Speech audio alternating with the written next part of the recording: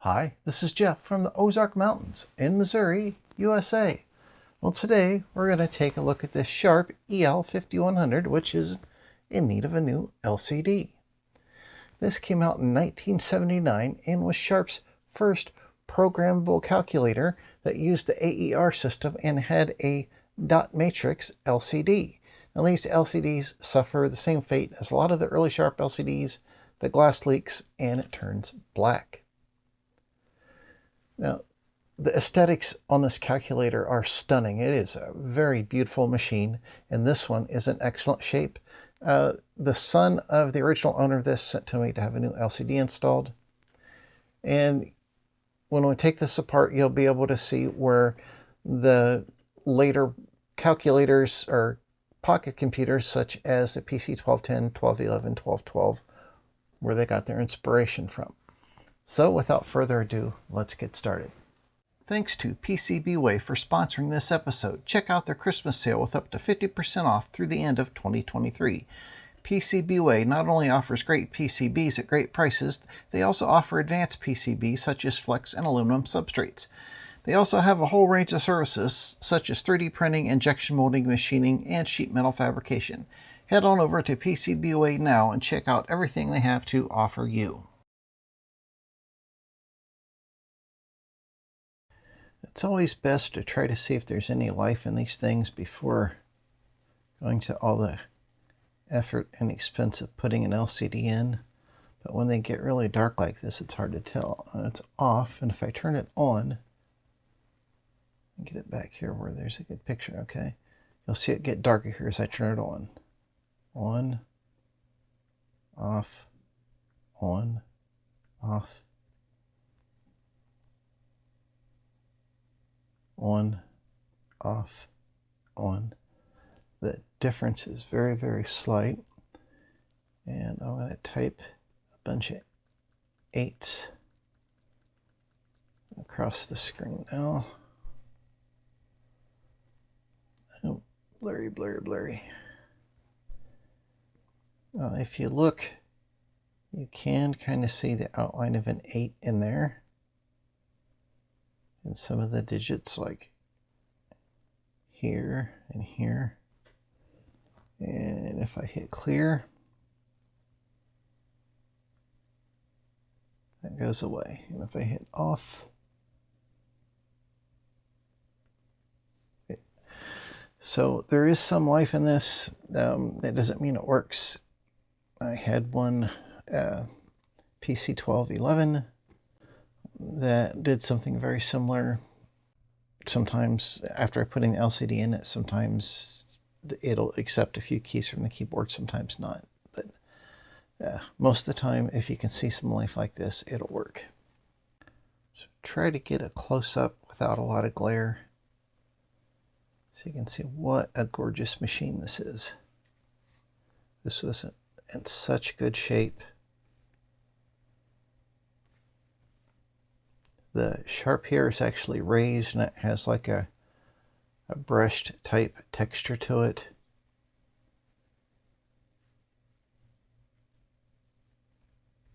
It's a very lovely machine. Aesthetically, I think it's kind of hard to beat this era of Sharp.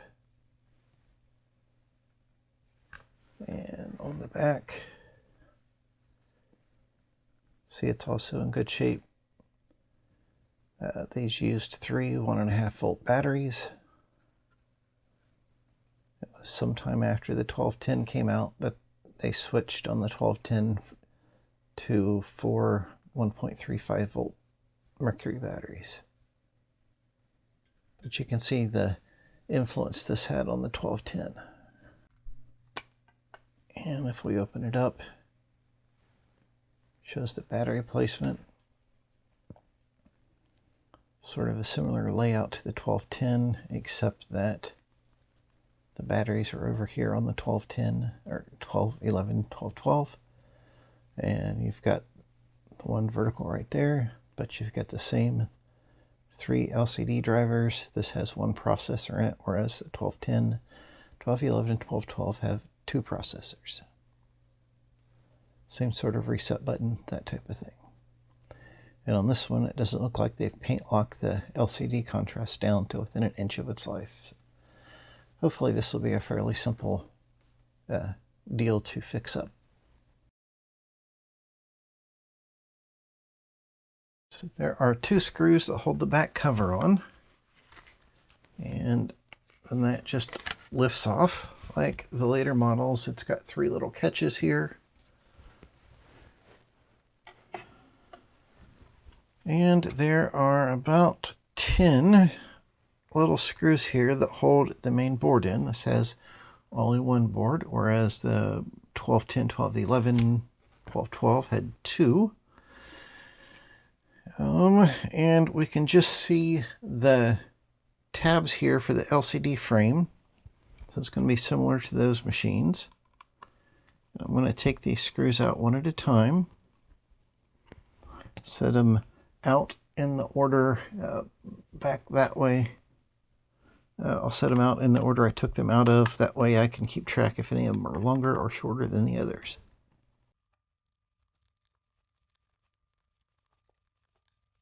Okay, that looks like all the screws, and indeed they are all the same. It looks like about a 2mm screw. It's got a wafer head, and it is about 5mm long. Now we should be able to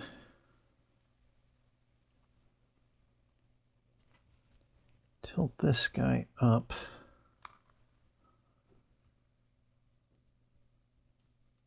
Still feels rather stuck down. It might just be age. Oh, I missed a screw.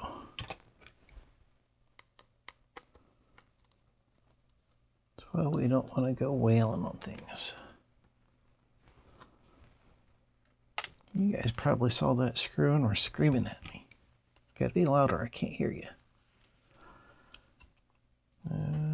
There's no screws up there. Okay.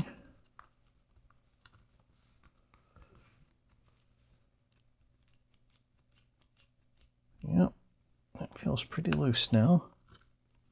Oh, there's a little catch right here on the side.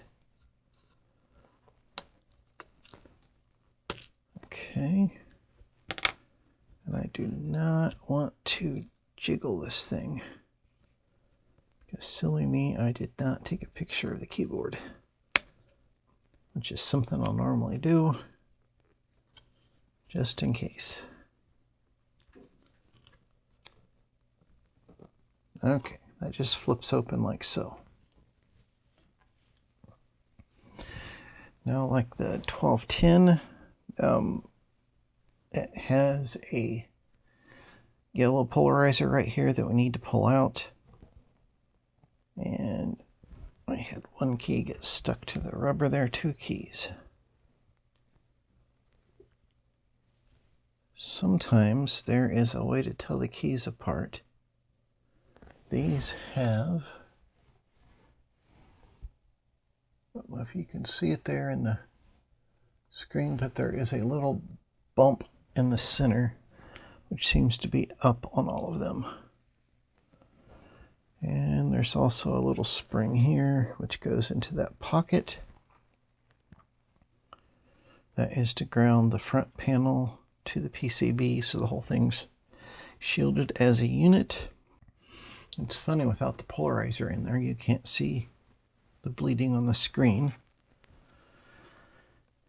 And I'll wipe some of the fuzz off this rubber part.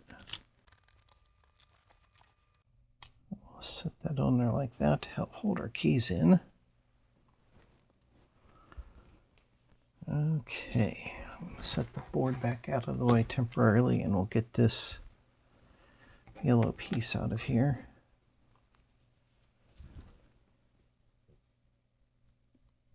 Yeah, it's taped to this front edge. Just using that screwdriver to carefully lift up the edge of the tape. Just pressing slowly. I don't want to slip and scratch anything.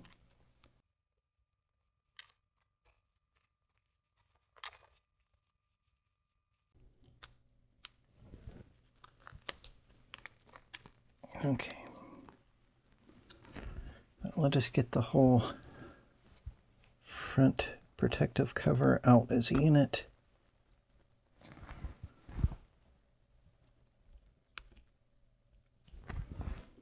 You want to be very careful with your screwdriver here. You don't want to push down on that front bezel and damage it. You don't want to leave crumbs in there. There we go. Got that as an assembly like that.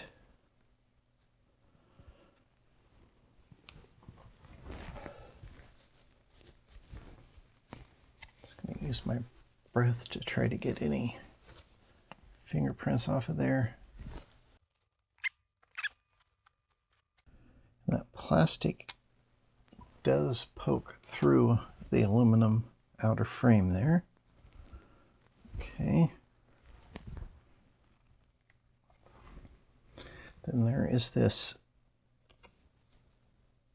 little aluminum panel here, which is stuck down with the same tape to the polarizer.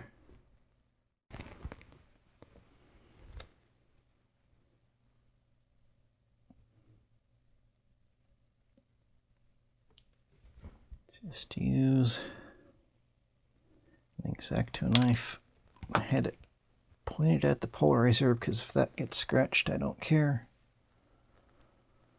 Okay, at least have a red stripe.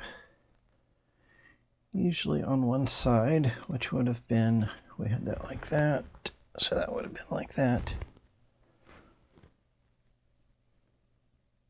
But really they look symmetric, so I don't think it makes any difference. That sets in a recess in the plastic like that.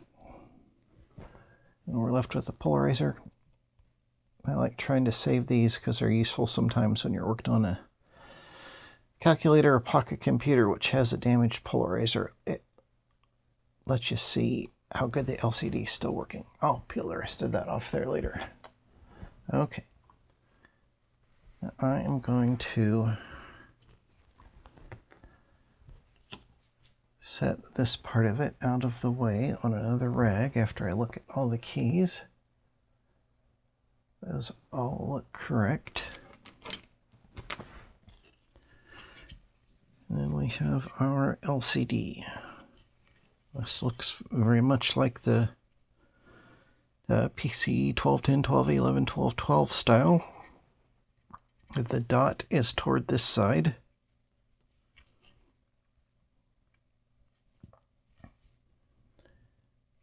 And we'll just have to keep track of where the nipple is. That's got an arrow annunciator pointing that way too. Okay, now very carefully, I'm going to take a flat blade screwdriver. I'm just going to slip the edge under there and then lift up carefully a few times like that. Just going to start bending them up. I don't want to dig into the PCB itself. What you really don't want to do is go skate across the PCB and scratch a trace.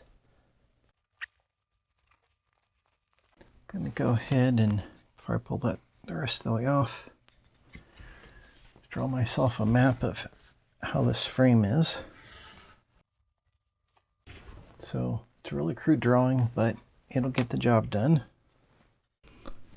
With my small needle noses, and I'm using one finger kind of as a guide so I can't go crazy. I'm just going to grab that and straighten it up.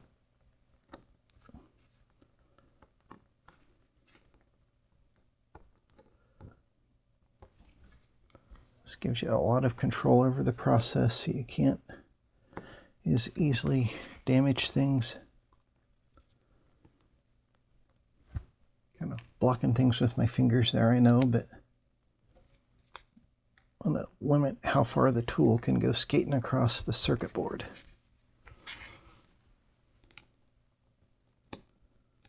And like that. Okay.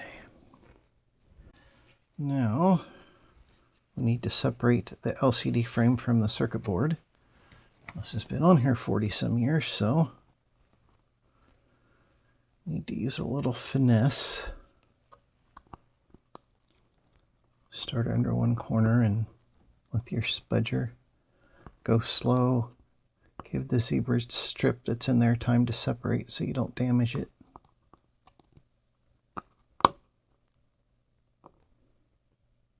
I'm just kind of twisting it a little bit as I go.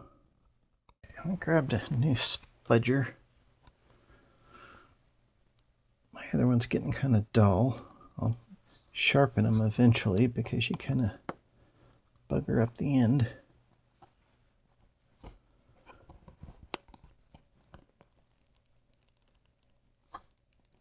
Yeah, that zebra strip is really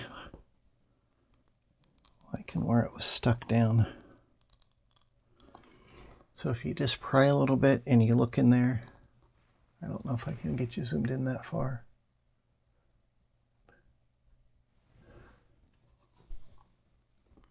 You can see right there, that's not pins, that's just some of the rubber from the zebra strip. It's very anxious to stay stuck to where it has been all these decades. So I'm just putting a little pressure out and letting it slowly become unstuck. I don't need any sudden movement. Okay, there we go. We've got our zebra strips off of there. Everything came apart. And like the other ones, we've got the dot here. And the nipple on the LCD is here. So I'm adding that to my drawing, which is still a crude drawing. But the thing is, you know, if you get interrupted in the middle of working on something and you get back to it the next day, you don't want to forget how it was set up. I'm going to carefully pull the zebra strip off there. You don't want to just grab it at one end and rip. You can stretch it out. Oh, I thought that took chunks out of the zebra strip, but it's just indentations from where it's been stuck in the same place all these years.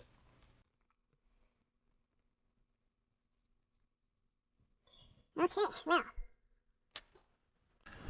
I'm going to get you pointed kind of sideways over this way.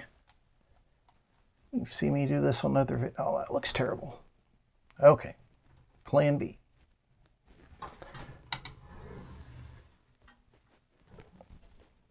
Okay, that's a little better. So when I redesigned this camera rail,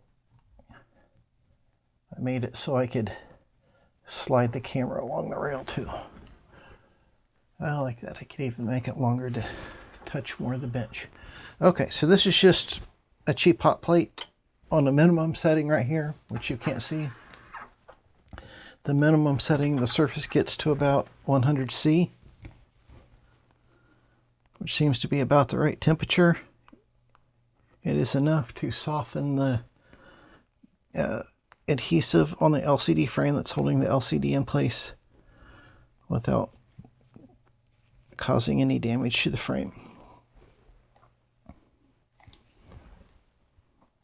If some of the adhesive is left, that's nice because it'll hold the new LCD in place during assembly. Okay, so we've got our LCD apart like this, and it's a really complicated affair. I just set that down there for about 5 to 10 minutes,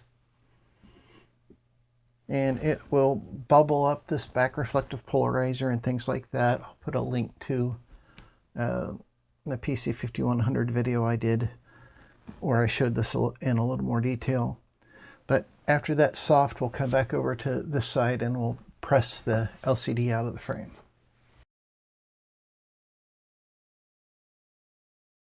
While the LCD is cooking, I'm going to get a little alcohol and a Q-tip. I'm going to go over all our contacts here for the zebra strip.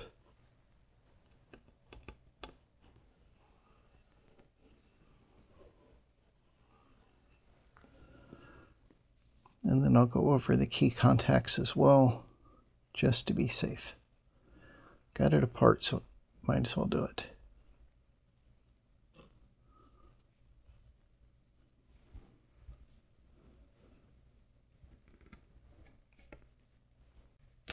There we go. Looking at some of these contacts, I do think they come up with a bit of zebra strip on there. So hopefully we won't have any problems with it contacting. It looks like it was just a little on the one edge. So I'm using that new spudger to just kind of feel that and scrape off anything.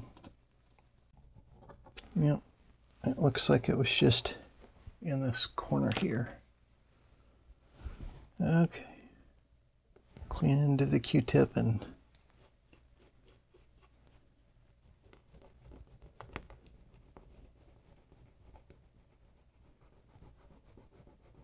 kind of feeling that with my finger. That feels pretty smooth. Just want to make sure if there is any last vestiges of the corner of the zebra strip that we get those off of there.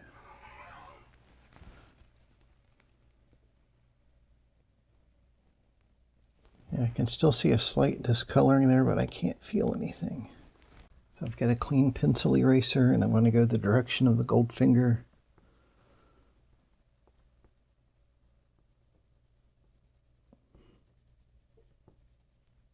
And then getting this feels smooth. So I think we've got that nice and clean. Okay, we'll switch spots with the top. Get a fresh Q-tip.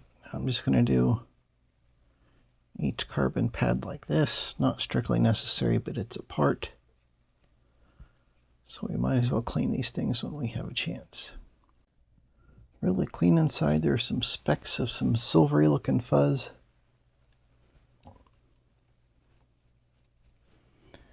Clean up the power switch there just a little bit, or that's the mode switch, I guess. And clean into the Q-tip. I'm just going to go over these zebra strips.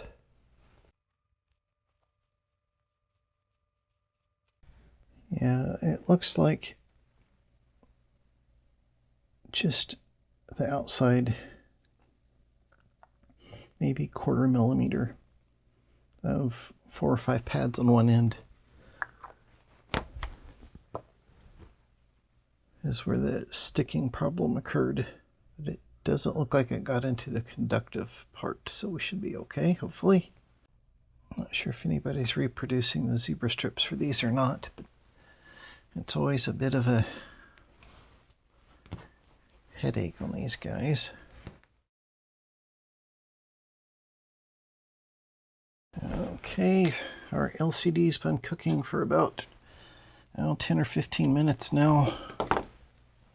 So I'll set it down and use my old sad spudger.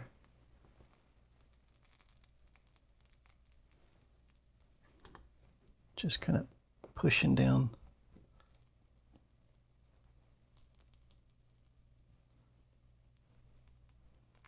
You can hear the glue separating.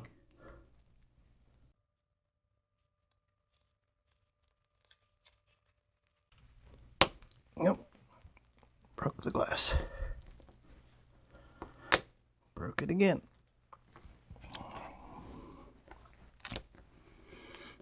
Probably should have tried the 2 spudger trick first. Oh well.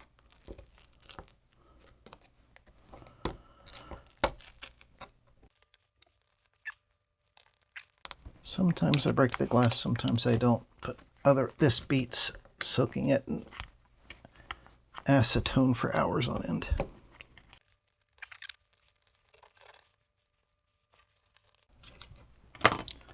Yeah. This one wasn't nice to us. The adhesive balled up. There's a thin layer left in there, so if we scrape up the balls, we can use what's left to our advantage. And if you can't get the balled up adhesive out of there, you've just got to wipe it down with some acetone, and it'll clean it up really good, which I think we might have to do on this one. Okay, I did get all the goo cleaned out of the inside of the frame. Sometimes the old LCD will come out nicer and you're left with just a little glue residue, which the new LCD will stick to. And if it starts balling up like that, you've got no choice but to clean it all out of there, because that will surely stick to the new LCD at some point in the future.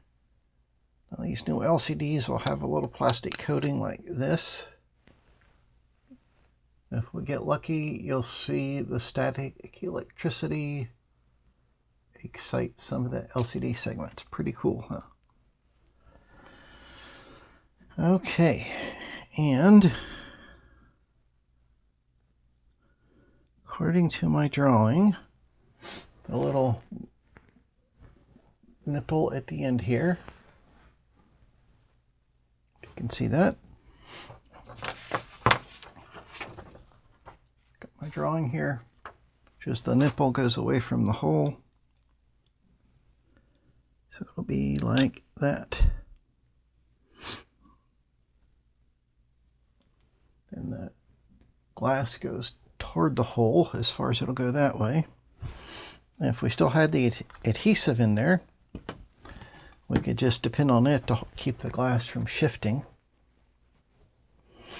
So since we don't, I'm going to use a little trick that the guy who made these LCDs came up with. You take some of that clear coating that you peel off the front of the new LCD,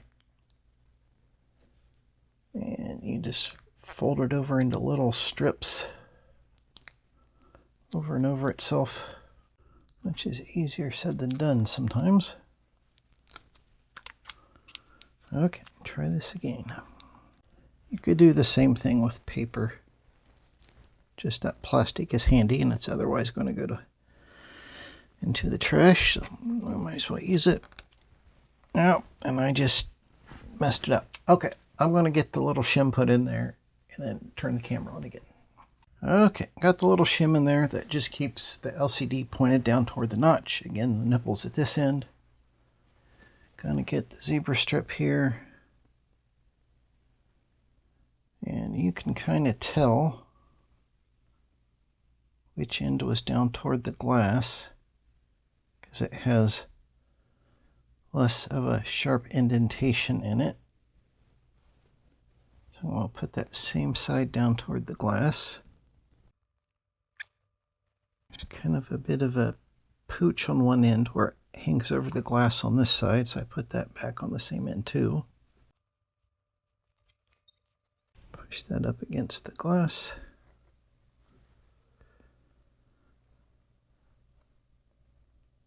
Let's get any wrinkles out of it. Like that. Okay. Now our hole is at this end. Right, and I've straightened up all these tabs. So I am going to set the frame down on the glass like this.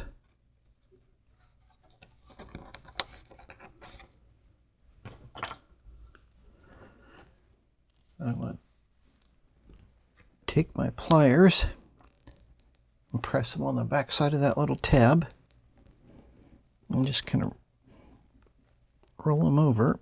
And I've got my index finger here, so I can't go skating across the board. I'm just going to do 2 tabs right now.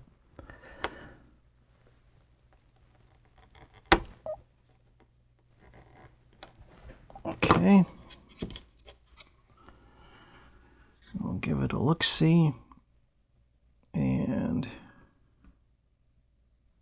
can see the dot matrix here and the enunciators at the top. Everything looks okay. So now we just go around and fold down all these tabs. I kind of do them in a crisscross pattern, just like you would tighten bolts on a mechanical assembly like the head on a car.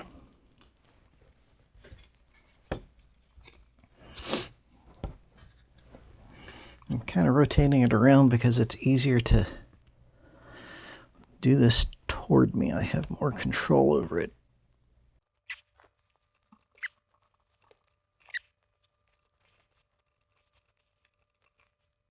Those all look pretty good. Look nice and tight to the board.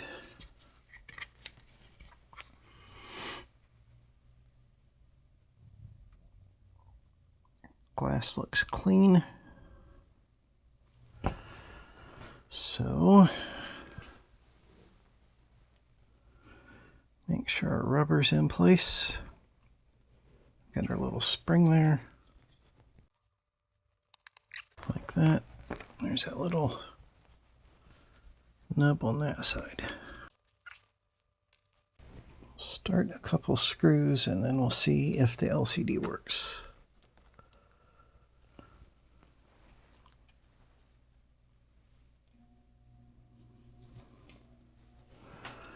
Okay, here's a problem you might have. If you can see that the plastic screen has slipped this way, the plastic outside cover.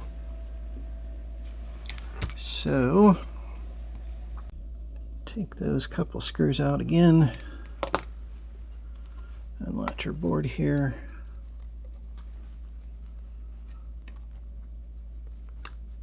Getting popped out. Come on, Mr. Board. There we go.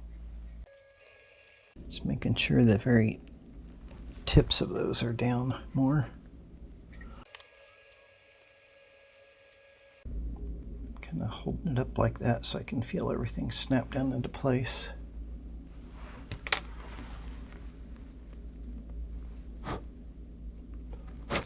Oh, son of a gun.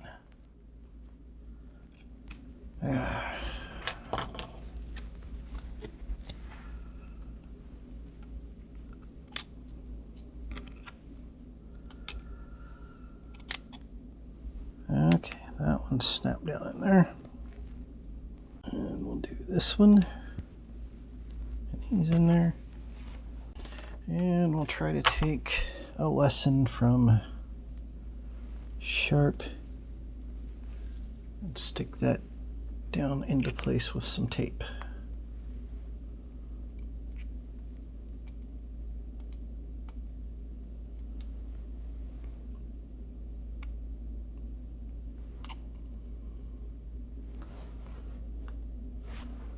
Okay, I think he's in place.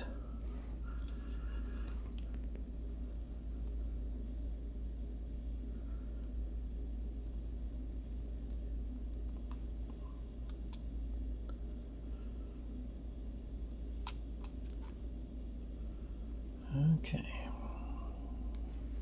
I think we managed to keep the tape hidden. Okay, that looks better. So we'll see if that tape helps us keep everything aligned as we're sliding the circuit board in there. Slip them under there like that. Okay, what are we catching on? I think the keyboard rubber slipped up. Okay, our tape is holding that into place.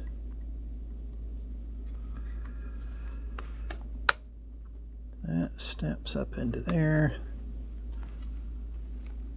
And gosh. Oh, this just goes to show that no matter how many times you've done something like this, anything that can go wrong will go wrong. Oh, that little spring that connects the front panel to the circuit board popped out of place. So we got everything else in place except that spring. With some luck, I can reach in here and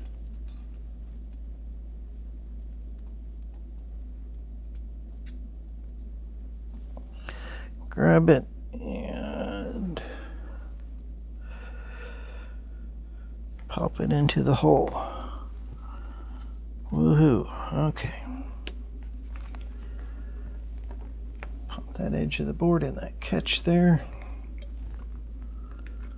Put our 2 screws back in here. By the way, these are JIS screwdrivers, which a friend of mine recommended. It's Japanese industrial standard Phillips.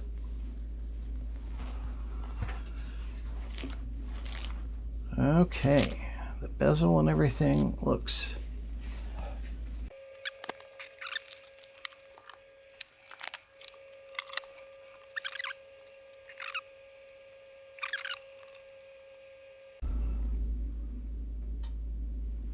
okay. That's such a nice looking machine. All right, so let's go ahead and put some batteries in this guy.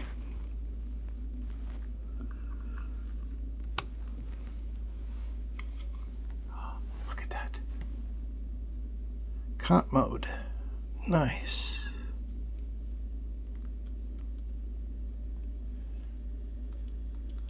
Okay.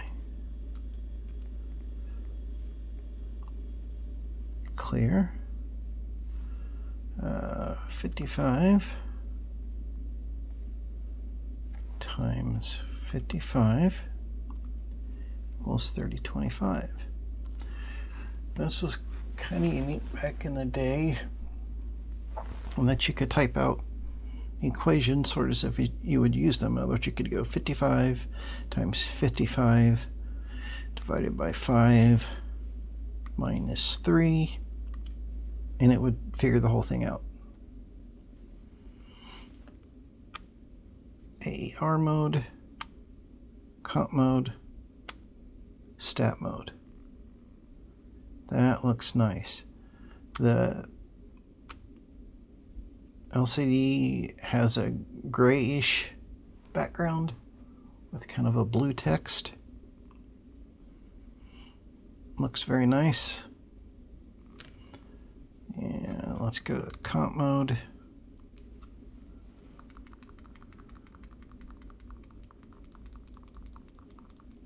Yeah, everything fits on there nice. The enunciators do. It's kind of centered vertically. Very nice. Okay, so now I'm going to pop these batteries out and go ahead and put the rest of the screws in here and then put the back cover on. Just a bit more of a glamour shot of the computer or calculator. I just noticed, the LCD has a slight blue cast to it, and it perfectly matches this logo here. I just realized that, and that really looks nice. You'll notice that the alpha keys here only go A through J. These are variables for the AER programming mode.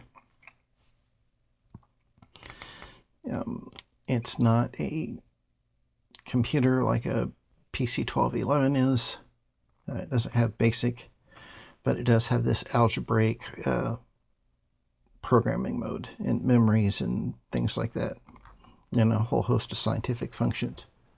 This would have been quite the machine in 1979.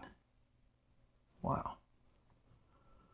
So you do stuff like sine 45 times 2. And you can see it evaluated the order properly there. It did the sine of 45, multiplied it by 2. That is a gorgeous LCD. I'm really digging this machine, and I don't think I showed you the cover before. It comes with the slip cover that a lot of the other machines did.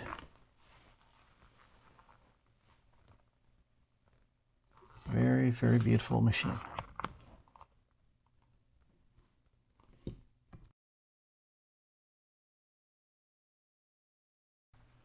Well, there we go. We got this fella's Sharp EL-5100 all fixed up. Brand new pretty LCD in there. And I am really liking this calculator, if you couldn't tell. It's just a really nice looking unit. It's a good size. I love landscape factor. And this one is in like new condition. It's amazing. So it makes me really happy that this is going to somebody, you know, whose father owned this, and now it's got a new LCD and they can use it again. That's great. So I'll put a link below to where I got this LCD from. It's from Robert Burrosh, who makes LCDs for all the other Sharps. They're beautiful LCDs, a good price, and it's not too much trouble to put them in. It's a little fiddly at times, but it's not too bad. If you have any questions or comments, just leave them in that comment section down there below. I would love to hear from you. Thanks to everyone who helps support the Hey Birt channel through Patreon and other means. It's greatly appreciated. And until next time, bye.